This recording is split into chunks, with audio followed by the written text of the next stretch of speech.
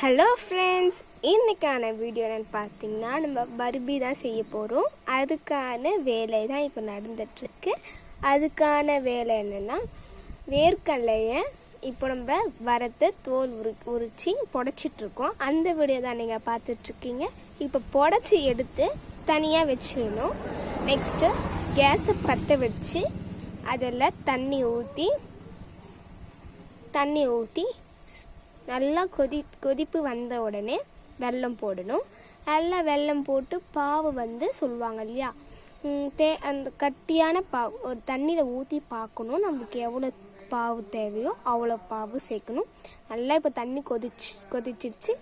அதுக்கான தேவையான அளவு வெல்லம் தான் நம்ம இப்போ போட போகிறோம்.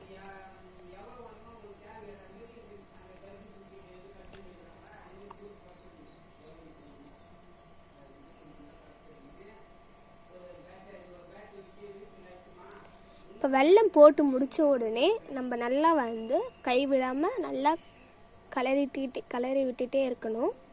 கைவிடாத கலக்கினா தான் அதுக்கேற்ற பதம் நம்மளுக்கு வரும்.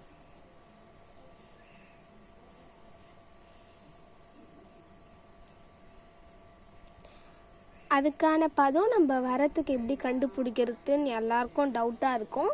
ஒரு தட்டில் தண்ணி எடுத்துக்கணும். அந்த தட்டில் அந்த பாவை விட்டு எடுத்து பார்க்கணும். அப்படியே லைட்டாக எட்ட போச்சுன்னா அது இன்னும் நிறைய இருக்குது, நிறைய ஸ்டேஜ் இருக்குது.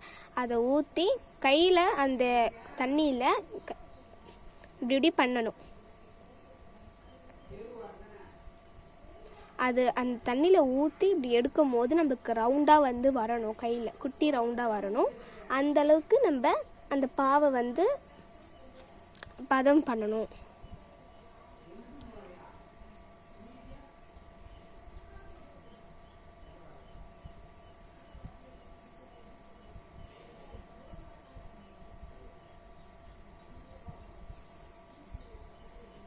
இப்போ நல்லா பாவு சுட்ட உடனே நம்ம வேர்க்கடலையை கொட்ட ஆரம்பிச்சிட்டோம்.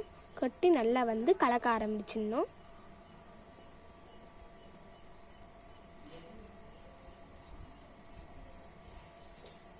பாவு நல்லா சுடணும். சுட்ட உடனே தான் நம்ம வேர்க்கடலை கொட்டணும். நம்ம தண்ணியாக கொட்டிட்டோன்னா பர்பி வராது, கேன்சல் ஆகிடும் பர்பி.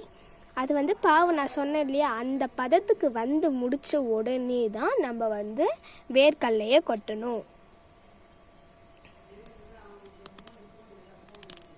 வேர்க்கடலையை கொட்டி கொஞ்சம் கொஞ்சமாக கொட்டணும். மற்றத்தையும் கொட்டினா பாவில் நம்மளால் மிக்ஸ் பண்ண முடியாது. அதனால் கொஞ்சம் கொஞ்சமாக கையில் எடுத்து கொஞ்சம் கொஞ்சமாக போட்டு மிக்ஸ் பண்ணிக்கிட்டே இருக்கணும். 2 ஆள் இருக்கணும். அதுக்கு ஒரு ஆள் வேர்க்கடலை போடணும், ஒரு ஆள் நல்லா மிக்ஸ் பண்ணணும். மிக்ஸ் பண்ணுற ஆள் கொஞ்சம் நல்லா மிக்ஸ் பண்ணுற ஆளாக இருக்கணும். சின்ன சின்ன பாப்பாலாம் விடக்கூடாது மிக்ஸ் பண்ணுறதுக்கு. ஏன்னா மிக்ஸ் பண்ண முடியாது, ஸ்ட்ரென்த்து வேணும் மிக்ஸ் பண்ணுறதுக்கு. ஏன்னா பாவு ரொம்ப கெட்டியாக இருக்கும். அதனால் மிக்ஸ் பண்ணுறதுக்கு ஒரு பெரியவங்க, அம்மா அப்பா அப்படி இருக்கிறவங்க அவங்க மிக்ஸ் பண்ணலாம். பாப்பாங்க வேர்க்கடலையை போடலாம். நெக்ஸ்ட்டு அது பெரிய தட்டில் காத்தாடுற மாதிரி ஊற்றி வச்சிடணும். நம்மளுக்கு ரவுண்டு ஷேப்பில் வேணும்னாலும் ரவுண்ட் ஷேப்பில் சுட சுட பிடிச்சிக்கலாம்.